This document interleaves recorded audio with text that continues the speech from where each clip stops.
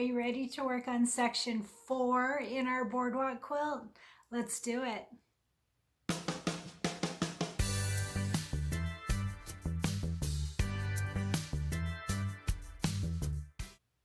Hey Kimberbell friends, Cristin here, and we are continuing with our vintage Boardwalk quilt before Candy Corn Quilt arrives. So we're kind of on a mad dash now to get this one done before the next one arrives. So we have done section 1 and section 2. How cool is this? Oh my gosh, it's so pretty. I love this quilt. So that's section 1 and 2, and then yesterday we did section 3 with the cute little vintage car and the tandem bicycle. So fun. So that means today that we're going to work on section 4. So for section 4, we have 5 border blocks to work on. So the first one is this green carnival fabric, and we are going to cut this to 2.5 by 6.5, 2.5 by 6.5, and then that means that we want our batting to be 3 by 7. It's always a 1/2 inch larger. And don't forget on the back of your fabrics to fusible mesh really helps. Fusible stabilizer helps to ward off puckers. So I do that on the back of my main fabrics, border fabrics, the applique fabrics, everything. It really helps. So 2.5 by 6.5, and then for our batting, 3 by 7. 3 by 7 for the batting. So for this one, I've chosen Food One. It's called Food One. That's the one with the cotton candy and something else I don't remember. Anyway, cute, cute, cute. So this is pretty busy, and so it's hard. Last time I did plaid, I like something that's not going to take away from the fabric, but I decided to go ahead with Food One, and just basically it's some of the same foods that are in the fabric. So that'll be cute. So on our quilting, we want 2 by 6. Since our final cut size is 2.5 by 6.5, that means that we want our quilting that's a 1/2 inch shorter. So 2.5 by 6.5 for this one. And this is number 49. All right, so for number 50, we're going to use the cute bike fabric. And did you see on Susan Weege's post, she posted a picture of, I think it was section 1, that had, the bike. So we used this as a border fabric or a border block on section 1 or section 2. Probably section 2. Anyway, she had it where her bike was just perfectly in the middle of this block, and so she fussy cutted that. Have you heard that term? It's called fussy cut, when you get it just right. So I did a little bit of that today, and I put one of the bikes in the middle, and so I thought that that would be really cute. So just a suggestion, there is enough fabric in this, depending on where you got your kit, I guess, maybe. I don't know, but I had enough that I could fussy cut a little bit so that I have a bike right in the middle. So again, back with fusible stabilizer, and this one we're going to cut to 6.5 by 6.5. All right, so we want our fabric piece to be 6.5 by 6.5, and that means that we want our batting to be 7 by 7 for this block. This is number 50, 7 by 7. All right, so that means that our quilting is going to be 6 by 6, and I chose just lines 1. I wanted something that wasn't going to take away from this design, so I just did basic lines, and I'm doing it in horizontal. Do whatever works for you, but I'm going to do lines 1 for block 50.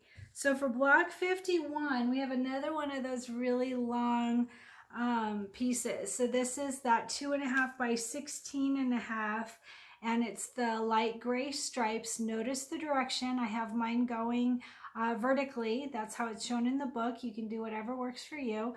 2.5 by 16.5. So that means that we want our batting to be 17 by 3. 17 by 3 for the batting. So on this one, we are going to do this twice. So remember, I showed you in section 2 in the tutorial how to hoop it, double hoop it. So we take it off, we line up the batting just right to be able to get it perfectly lined up. So 2 hoopings. If you have that huge machine, the Luminaire or the Solaris, then you can probably do this in 1 hooping, but for the rest of us, it's going to take 2 hoopings. So I chose 2x8. So if you do 2x8 twice, it'll be perfect for this block that is 2.5 by 16.5. So 2x8 twice. And the one that I chose for this one is Insect 1, which is the little bees. I thought that would be really cute. I really wanted to do that floral again that we did. Oh my gosh, that came out so cute on our section 2. That was so cute, and I wanted to do it again, and I thought, no, we'll do something different. So I chose bees. You can do floral again, you can do whatever works for you, but I'm gonna go with bees on this big long one. I thought that would be really cute. So 2.5 by 16.5 for the fabric, 3 by 17 for the, it's actually 17 by 3 for the batting. And then for our quilting, 2x8 twice. And I'm doing the bees, which is Insect 1. All right, so that's number 51. For number 52, we are going to do this brown with brown stripes fabric. Again, backed with fusible stabilizer. And for this one, we're going to cut it to 8.5 by 2.5. 8.5 by 2.5. And that means that we're going to want our batting to be 9 by 3. 9 by 3 for batting.